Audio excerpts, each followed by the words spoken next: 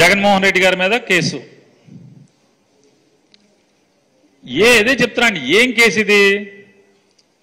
2021లో రఘురాం కృష్ణరాజు గారిని పోలీసులు అరెస్ట్ చేశారంట. సిఐడి పోలీసులు అరెస్ట్ చేసినప్పుడు ఆయన్ని హత్య చేయబోయారంట.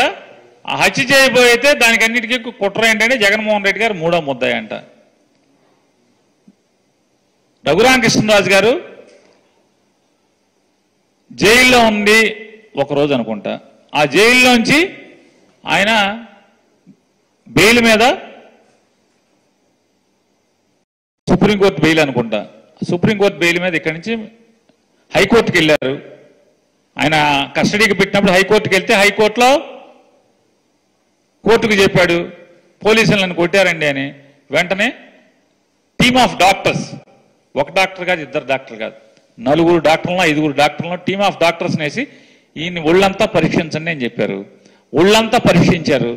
ఒళ్ళంతా పరీక్షించి ఈయనకి దెబ్బలేం కొట్టలేదండి అని చెప్పి రిపోర్ట్ ఇచ్చారు హైకోర్టుకి. హైకోర్టు ఆయన్ని కస్టడీకి మళ్ళీ పంపించేసింది, బెయిల్ ఇవ్వలేదు. అదైపోయిన తర్వాత సుప్రీంకోర్టు ఆయనకి బెయిల్ ఇచ్చింది. బెయిల్ ఇవ్వటమే ఇక్కడి నుంచి సరాసరి ఆయన మిలిటరీ హాస్పిటల్లో చేరారు. సుప్రీంకోర్టు కూడా మిలిటరీ హాస్పిటల్లో రిపోర్ట్ అడిగింది. మిలిటరీ హాస్పిటల్లో కూడా వాళ్ళు రిపోర్ట్ ఇచ్చారు, మెడికల్ రిపోర్ట్ ఇచ్చారు. Military hospital, Secunderabad military hospital వాళ్ళు కూడా సుప్రీంకోర్టుకి రిపోర్ట్ ఇచ్చారు. సిబిఐ ఎంక్వైరీ ఏమన్నాడు ఆయన, సుప్రీంకోర్టు డిస్మిస్ చేసింది. దీని మీద సిబిఐ ఎంక్వైరీ ఏమయ్యక్కర్లేదు.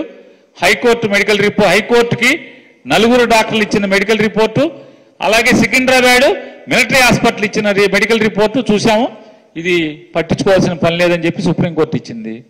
అంటే సుప్రీంకోర్టు, హైకోర్టు, సుప్రీంకోర్టు, ఆంధ్రప్రదేశ్ రాష్ట్ర గుంటూరు గవర్నమెంట్ హాస్పిటల్ డాక్టర్లు, మిలిటరీ హాస్పిటల్ డాక్టర్లు అందరూ కూడా ఈయనకి దెబ్బలు లేవని చెప్పినా కూడా ఇవాళ 3 సంవత్సరాల తర్వాత, 3 సంవత్సరాలు నిండిన తర్వాత, 4 సంవత్సరాలు నిండిన తర్వాత ఇవాళ ఎఫ్ఐఆర్ కడతాం అంటే ఇది తప్పుడు కేసు కాదా అని అడుగుతున్నాను నేను.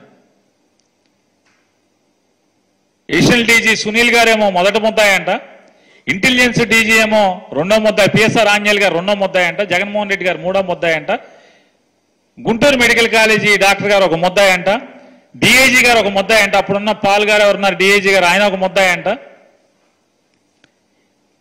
వీళ్ళందరూ కూడా ముద్దాయిలు చేస్తూ, అప్పుడున్న డాక్టర్ గారిని కూడా 1 ముద్దాయిగా చేస్తూ ఎఫ్ఐఆర్ కట్టారు.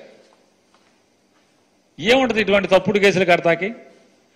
హైకోర్టు ఇది తప్పు అని చెప్పి, సుప్రీంకోర్టు ఇది తప్పు అని చెప్పిన తర్వాత, హైకోర్టు సుప్రీంకోర్టు 2 కూడా ఇది తప్పు అని చెప్పి, అంటే ఆరోపణ తప్పు అని చెప్పిన తర్వాత కూడా 3 ఏళ్ల తర్వాత ఎఫ్ఐఆర్ కడుతున్నారంటే మరి ఇవన్నీ ఎర్రబుక్ కేసులు అంటే ఇయే.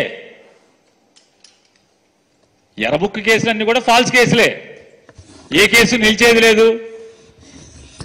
ఇలా అహంకారం, అహంభావం, అధికారం, మదం తీర్చుకుంటాకి తప్పితే ఇది ఎందుకు పనికొచ్చే కేసులు కాదు.